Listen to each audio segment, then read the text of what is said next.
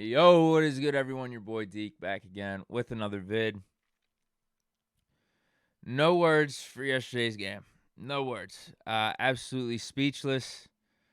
But we are, where are we at? About, 20 hours, 18, 19 hours removed from the game. So these were some initial thoughts that I wrote down really quick on my phone that I'd like to share. Didn't even watch really football after yesterday's game. I was just so fed up. We went out afterwards. The Packers Seahawks game was on, and then I went back to the casino to get my car. So I sat in the seats for a little bit, but whenever I got home, didn't even throw on the Sunday night game. Just went straight to bed and straight to sleep. We win this game with Ben Roethlisberger. There's no doubt about it in my mind.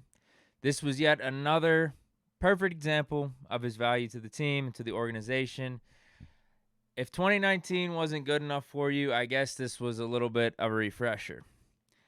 I was literally having like PTSD throughout the game too, like thinking to myself, this is just one game, right? Ben's coming back next week. Just one game. This isn't the whole season. Please tell me that. It's like you wake up from a nightmare. You're like, oh, that was just a dream, right? That was just a dream. It felt so real though at the same time. So Ben should be back next week. He definitely should be, which is great for this Steelers season. I think no matter if the game was close or if we beat them by double digits, like we win this game. Dude knows how to win. It's like either we have a double-digit lead throughout the game and this game's not even close because we have 7 at the helm, or if it's ugly, it gets down to the wire. Ben's going to lead us on a game-winning drive, either field goal, touchdown, whatever it is. And that was one thing Mason lacks. He lacks the it factor, lacks the wherewithal, moxie, whatever the hell it is, as a leader, winning games. It's not happening with Mason Rudolph. There's a reason. 7 has, 50 game-winning drives? Is he, third in NFL history? There's a reason he's a 2-time Super Bowl champion. That stuff doesn't come easy. So with Ben Roethlisberger, we win this game, and there's no doubt in my mind. No one can tell me otherwise. I just laugh more and more as we get further removed from the 1-3 start and all the people that were talking about benching Ben and saying the season was over because of Ben, et cetera, et cetera. I laugh more and more at the fake fans' takes from, 3-4 weeks ago, because it's going to show, it keeps showing, not only whenever Ben Roethlisberger's at quarterback, but also we see the game without him, how valuable he is to this team. Next, let's go to Mason. This is what he is. He's not that good. He's average, below average, whatever you want to say.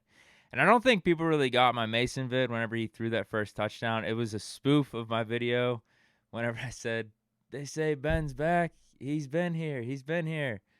So I was spoofing that. I was saying, they say Mason sucks. He's been average. He's been average. Anyways, I was still rooting for Mason. I wanted him to get the win. I don't really think you're a Steeler fan if you're trying to root against the guy that's at quarterback trying to win the game for us. I just think rooting against him stupid. I don't know how prevalent that is, or if that's just like a straw man argument, because I do think most people wanted the Steelers to win, wanted Mason to do good. I do think there are a lot of people that are just fed up with Mason and really don't want to see him again. And I think yesterday was another example or reason for that. Missed throws throughout the game. He did have that nice first drive. Couldn't punch it in again in the red zone. Offense literally just felt like 2019 all over again. Fourth quarter overtime, we had drives that we needed to score on, and Mason wasn't able to get it done. Granted, it wasn't all his fault, the Deontay Johnson fumble. I'm not going to talk about the Pat Freiermuth play. I will touch on – actually, you know what? I'll get into it right now, because the Pat Freiermuth play, whatever. That's not on Mason. Pat Freiermuth fumbled it. I think we just should have kicked the field goal. I made a video on it yesterday for Instagram and I think Twitter too, saying let's just let Boss kick the 57-yarder. We know how our offense was looking in this Lions game.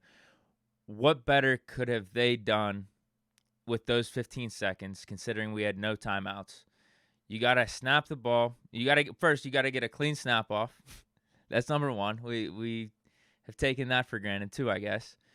Got to get a clean snap. Then you got to throw it, make the catch, and then either get out of bounds or after the play's over, you have to rush up to the line and spike the ball, all within 15 seconds.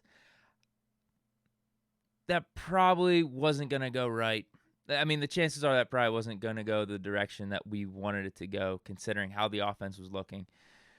So I just think he kicked the field goal with Boswell at that point. Granted, at the time, I was not thinking that at all. It took me about a couple minutes after the game to be like, man, why didn't we just kick it? It was 57 yards. I know that's a decent distance, but he's already made a 56-yarder this season. And that 51 that he made, I believe it was in the fourth quarter, it looked like that would have been good from like 60. I think he could have made that from 57. I know it was raining and stuff, but Boz already looked like he could handle the elements in this game.